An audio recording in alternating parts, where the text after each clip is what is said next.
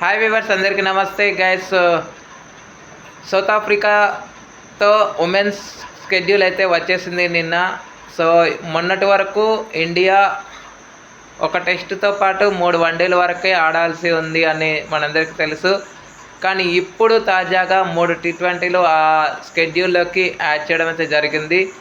So 9 to 12 ఒక ఏకైక test అయితే జరగబోతుంది గదేహా వేదికగా.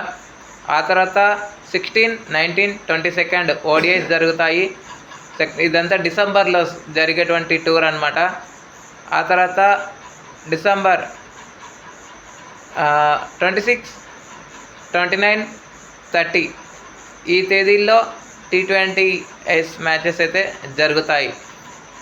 ఈ విషయాన్ని సౌత్ ఆఫ్రికా స్కెడ్యూల్ అయితే ఖరారు చేసింది.